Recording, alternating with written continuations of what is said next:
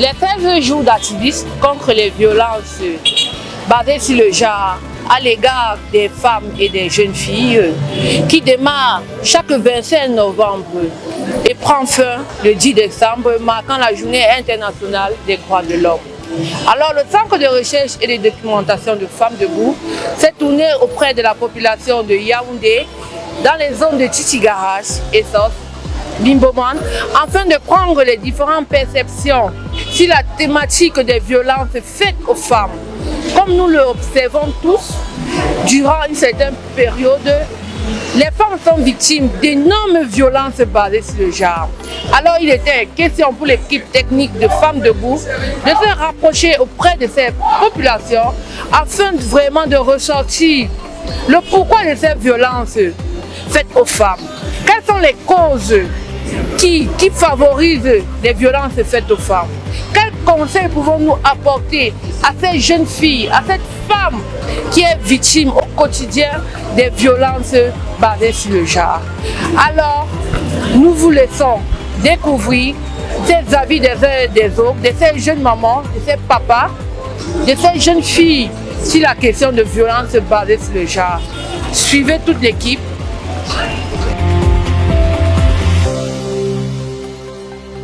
Il y a plusieurs qualités d'hommes et chaque femme devait pouvoir connaître son homme.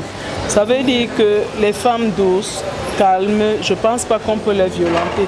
Les femmes prêtes, quand un homme parle, elles ont dit 10 paroles à la fois. Ça ne donne pas l'aspect, parce que l'homme veut se sentir supérieur. Une femme vient avec la force, l'homme comprend que non, en face il n'a plus de femme, il a plutôt son adversaire. C'est pour ça que ça ne survient pas les violences. Il y a d'autres femmes qui viennent en balade dans des foyers. C'est-à-dire qu'elles viennent seulement gâter, c'est-à-dire qu'elles viennent seulement je peux dire en aventure.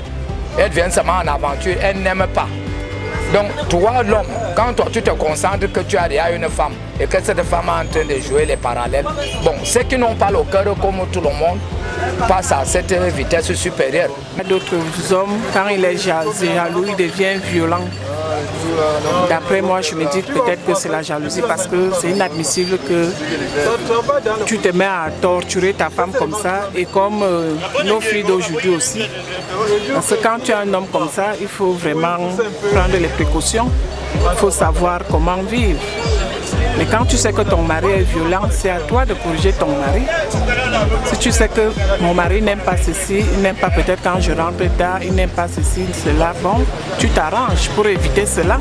Parce que parfois, comme la femme est toujours en train de faire sortir la gueule là, donc parfois c'est notre propre bouche qui nous tue.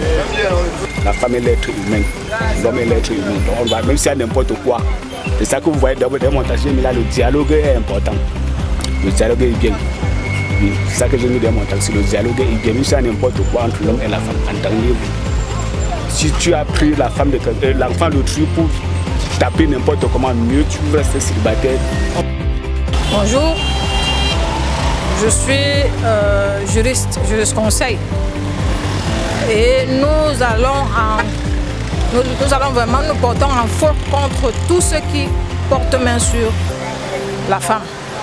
La violence de la femme dans les foyers commence vraiment à dépasser les bornes et la société regarde inerte. Et il est temps que les gens se lèvent et disent non à cela. Parce qu'un homme qui aime sa femme ne peut pas prétendre, un homme qui tape sur sa femme ne peut pas prétendre aimer les autres dehors.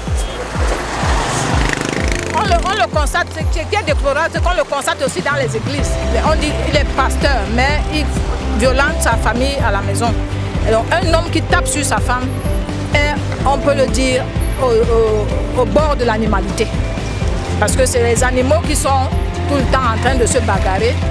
Le foyer n'est pas une jungle. Le foyer, c'est Dieu a créé le foyer pour que l'amour règne. Alors si ta femme t'a choqué ou t'a offusqué, tout ce que tu peux faire, c'est de l'interpeller et de lui dire ce que tu m'as fait m'a affecté. Toute personne qu'on interpelle quand elle a fait comme une faute est prête à se rabaisser et se racheter. Donc la chicotte ou le fouet n'ont jamais été la solution pour rétablir la paix ou l'amour dans le foyer. Pour être vrai, je suis contre. Je suis contre cette violence. Parce que dans une famille où je n'avais jamais vu mon père, j'ai vu ma mère. Bon, ça veut dire, je me dis parfois, c'est comme... ça se suit. C'est un peu comme... c'est un exemple. Hein. Chez moi, je n'ai jamais vu. Je ne sais pas comment essayer. Si vous n'êtes pas marié, je n'aimais pas qu'un homme touche une femme qui n'a pas épousé la femme d'air. Oui, parce que je n'aimais pas. Mais quand on est marié, il faut quand même châtier en famille, mais sans tout à fois blesser. Parce qu'il ne faut pas taper une femme jusqu'à la percer l'œil parce que, oui, ça ce n'est plus... Le regret va venir plus tard. Ouais, c'est pas bien.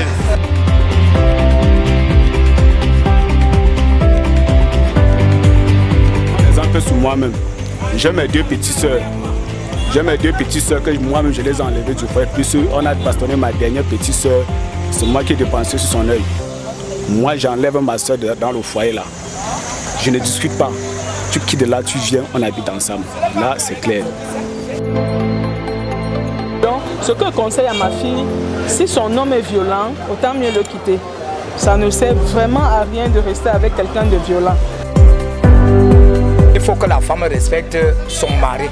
Il faut que la femme essaie un peu d'assumer son foyer. Si normalement la femme marche tellement tel que l'homme dit, on ne peut pas avoir des problèmes. Moi je peux conseiller aux femmes que quand l'homme est déjà tellement fâché, il faut même quitter la maison.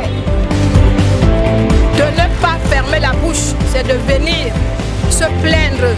La justice est là pour elle. Il y a des lois prévues pour ça. Il y a des amendements, des commandements, des décrets que l'État, tous les États du monde d'ailleurs ont prévu ça. Pour que tous ceux qui portent main sur la femme soient punis sévèrement. Pour mes jeunes filles, quand ça ne va pas, mieux vaut se séparer. Tu trouveras mieux ailleurs que d'attendre sur place la mort. Le premier point, c'est de ne pas garder. Quand ton gars commence à être violent, ne pas cacher. Oui, il faut parler. Et il faut beaucoup plus. Bon, chez nous, par exemple, comme un gars est violent, là, nous, ils sont aussi très violents. Bon, quand il pense là, à partir du moment où il pense ça, il sait qu'il a aussi une famille, des gars costauds. Donc, il faut parler, il faut parler.